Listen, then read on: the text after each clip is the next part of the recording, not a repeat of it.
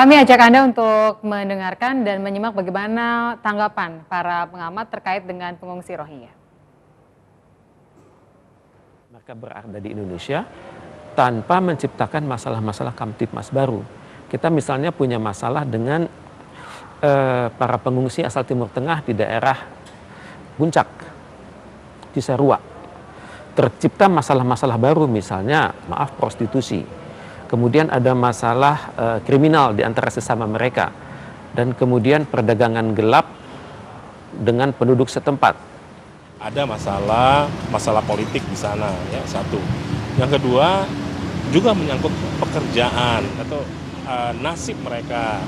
Yang ketiga soal kesejahteraan. Nah, Indonesia juga harus melakukan diplomasi di regional Asia. Dan Indonesia harus mendesak, tapi supaya kita lebih kuat mendesaknya, lebih diperhitungkan oleh PBB, kita bersama-sama dengan negara-negara ASEAN lain, satu kawasan yang ikut mendapat imbas daripada para pengungsi Myanmar itu. Jadi kita harus bersama-sama satu kawasan. Itu akan lebih kuat dan PBB tentu akan lebih perhatikan. Saya kira PBB bisa mengajaklah negara-negara kaya ikut menyumbang bagi pembiayaan penanganan pengungsi ini selama masih belum dikembalikan ke negara asalnya.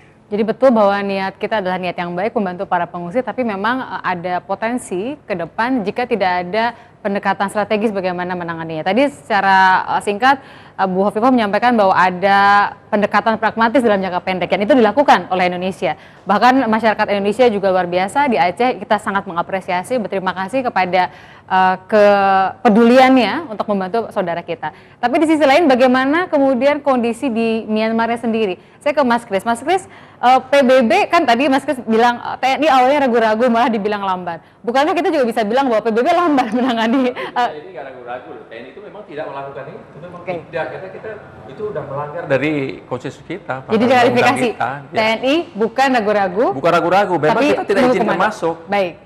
Sekarang soal PBB. PBB dalam kacamata kontras lamban atau berhati-hati? Ya memang persoalan Myanmar ini kan kita harus lihat dari hulu sampai hilir ya. Problem hulunya ini kan sangat kompleks. Kalau bicara soal Myanmar juga 2 tahun ke belakang juga tidak maksimal diselesaikan oleh PBB khususnya UNCHR ya. Nah di sisi yang lain peran ASEAN itu juga nggak maksimal. Kita punya ASEAN Intergovernmental Commission on Human Rights. Selama ini juga tidak bisa melakukan humanitarian assistance atau humanitarian intervention untuk menyelamatkan Rohingya. Nah ini yang harus dipikirkan oleh pemerintah karena Indonesia itu adalah punya pengaruh yang cukup besar di ASEAN. Indonesia bisa memainkan diplomasi, mengajak duduk negara-negara yang kebetulan punya concern soal Rohingya, yang kebetulan kebanjiran pengungsi, memaksa Myanmar untuk menyelesaikan, memaksa dalam tanda kutip ya, menyelesaikan, mendiskusikan bagaimana solusi, kemudian melibatkan PBB dan meminta PBB untuk lebih proaktif mencari solusi untuk Rohingya ini. Karena kalau kita hanya sibuk mengurus problem hilir, bagaimana resettlement dan lain sebagainya tanpa menyentuh problem hulu, ini kita juga tidak akan bisa memprediksi persoalannya akan selesai kapan gitu. Malah jangan-jangan akan kebanjiran pengungsi dalam jumlah yang lebih banyak lagi. Ini yang terpenting. Jadi menurut kami UNHCR harus lebih proaktif lagi dan membantu pemerintah Indonesia khususnya TNI, kementerian dan lain sebagainya bagaimana seharusnya berurusan dengan pengungsi, dengan pencari suaka dan lain sebagainya sehingga kita tidak justru malah melanggar kemanusiaan atau hak asasi para pengungsi dan pencari suaka tersebut. Kenapa saya bertanya ke Mas Kris karena ada komentar di iNewsTVMobile.com dari Opik Rahman yang menyampaikan PBB seolah setengah hati. Myanmar menutup mata menangani permasalahan ini. Harusnya tidak selarut ini penyelesaiannya. Jadi ini dari sudut pandang salah satu. Pemirsa kemudian ada menyampaikan derita Rohingya, derita kita semua, tunjukkan bahwa kita semua bersaudara. Berikan jaminan hidup tenang, aman dan nyaman, ini dari masalah seorang pemirsa lainnya. Kemudian Myanmar harus bertanggung jawab penuh. Nah di sini ada yang menyampaikan buat nyaman dulu baru dipulangkan. Sementara ini kan beda ya Bu ya, kondisinya bukan seperti imigran yang dari Bangladesh gitu ya. Ini membuat publik juga kelihatannya belum terlalu paham orang Indonesia karena kita upaya hukum juga belum terlalu jelas. Dan dari sisi lain pun publik merasa bahwa setelah mereka nyaman mereka bisa dipulangkan. Padahal tidak seperti itu kan Bu? Ya, kalau mereka dipulangkan, mau dipulangkan kemana? Nah, itu adalah Jadi memang nggak bisa, iya. malah melanggar konvensi. Iya. Ya, jadi kalau dari sisi pandangan sebagai Menteri Sosial, bagian dari pemerintah, bagaimana harusnya PBB bersikap? Ya, jadi pertama bahwa ini adalah bagian dari permasalahan dunia. Jadi komunitas internasional harus mencari solusi, menurut saya, solusi strategis jangka panjang. Karena soal refugee ini sebenarnya persoalan internasional. Dan ini bukan hanya persoalan Rohingya. Di Indonesia sendiri pun ada yang dari Timur Tengah. Di Indonesia sendiri pun ada yang dari Afrika. Kita juga sudah 11 ribuan lebih, ada di Kupang, ada di Makassar, ada di Pekanbaru. Nah, ini sebetulnya sudah ditangani oleh Indonesia pada posisi ketika mereka terdampar di mana atau mereka ini kan sebenarnya mereka juga korban trafficking loh ini. Karena yang dari Rohingya pun rupanya mereka itu membayar itu. Jadi mereka itu sudah terdesak dari persoalan politik dalam negeri, kemudian ada yang menjanjikan bahwa mereka akan diantarkan sampai ke sebuah negara, mereka pun membayar, hanya mereka terlantar di jalan. Jadi ada kompleksitas masalah yang kita harus mengurai bersama. Tidak bisa itu dibebankan kepada pemerintah Indonesia. Jadi saya ingin mengajak komunitas internasional. Pertama adalah terutama negara-negara yang sudah meratifikasi Konvensi Pengungsi 1951. Kedua adalah PBB. Ini harus duduk bersama, kemudian dicari solusi bersama, solusi strategis jangka panjang. Sehingga kita bisa mencari format, sekarang ini karena Indonesia ini perlintasan dari berbagai tujuan pencari suaka atau yang economic migrant, maka Indonesia memang punya kepentingan untuk mengajak komunitas internasional mencari format solusi strategis itu. Apakah dalam rapat-rapat kabinet juga disinggung soal ratifikasi konvensi pengungsi yang tadi disinggung oleh Mas Kris juga? Kenapa kita belum ada di titik itu padahal Timor Leste negara yang usianya muda saja sudah meratifikasi, Bu Afifah? Yang saya tahu Perpres untuk ini sudah sampai kepada proses harmonisasi di Kementerian Hukum dan HAM.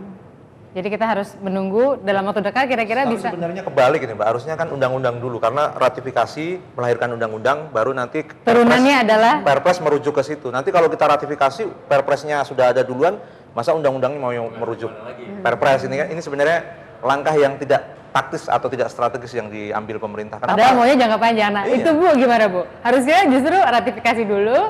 Kemudian ada undang-undang. Ada undang-undang. Baru Perpres lahir. Ini wilayah Kementerian Luar Negeri, kemudian wilayah DPR. Karena kalau kita ratifikasi konvensi, maka produknya adalah undang-undang. Jadi kita harus mendorong juga teman-teman di Komisi 1 ya, untuk sama-sama dengan pemerintah, tepatnya terutama dengan Kementerian Luar Negeri. Bapak sebagai penjaga kedaulatan dari TSC TNI, ada tanggapan soal PBB Pak, khusus soal bagaimana mereka membantu penyelesaian masalah di Myanmar? Saya kira kurang etis ya kalau kita menanggapi masalah PBB karena kita itu banyak keterkaitan semuanya itu dan bukan domain kita juga. Kalau udah berbicara masalah PBB, berbicara masalah politik gitu. TNI nggak boleh masalah politik. Panglima TNI mengatakan TNI itu sekarang multifungsi. Tapi tidak ada politiknya gitu kan gitu. Nah, jadi kita bicara silahkan bapak-bapak nama ibu aja nanti yang bicarakan masalah itulah. Kalau soal peran TNI kita memang semua sadar pada saat bencana alam kita tahu bahwa TNI selalu ada di depan begitu ya. Polri juga demikian. Jadi dari sisi peran kita apresiasi perannya. Nah, kalau misalnya begini, tadi kan Mas Kris menyampaikan bahwa ini harusnya PBB turun tangan, komunitas internasional juga di sana, ASEAN juga.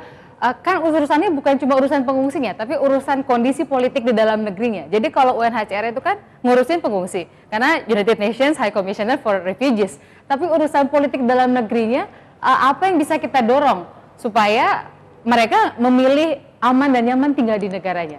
Di PBB itu kan ada banyak badan-badan ya, UNHCR yang mengurusi pengungsi, kemudian mereka juga punya task force atau special rapporteur untuk transitional justice, yang bisa membantu pemerintah Myanmar misalkan bagaimana melakukan rekonsiliasi di tingkat nasional, merestorasi atau meresolusi konflik yang terjadi di internal, dan itu saya lihat memang sudah dilakukan oleh pelapor khusus PBB untuk Myanmar dan juga pelapor khusus PBB untuk transisi keadilan, Profesor Pablo de Greiff, tapi memang belum optimal. Tapi upaya itu harus tetap didorong. Nah, di PBB memang itu belum optimal, tapi di tingkat ASEAN, Indonesia juga harus mendorong itu lebih optimal lagi. Kita punya AICHR ya, ASEAN Intergovernmental Commission on Human Rights, dan Indonesia menjadi salah satu panutan.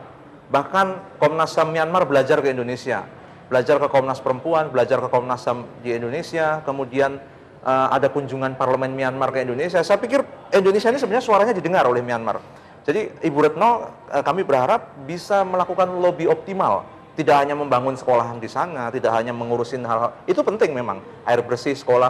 Tapi ada persoalan di tingkat hulu yang harus pemerintah Indonesia berkontribusi sebagai anggota PBB dan juga sebagai leader ASEAN. Saya pikir kalau itu dilakukan secara optimal, maka secara pelan-pelan Myanmar akan berubah.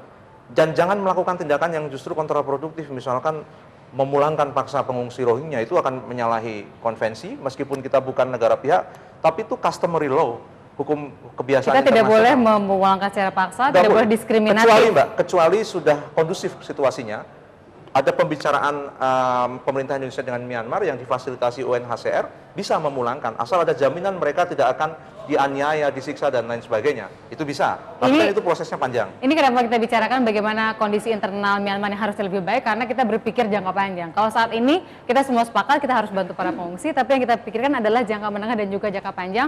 Kalau apa yang terjadi di Myanmar terus menerus terjadi, dan bahkan jika lebih buruk maka kita pun akan mendapatkan eksesnya. Segmen terakhir masih akan hadir, tetap bersama di Talk to iNews.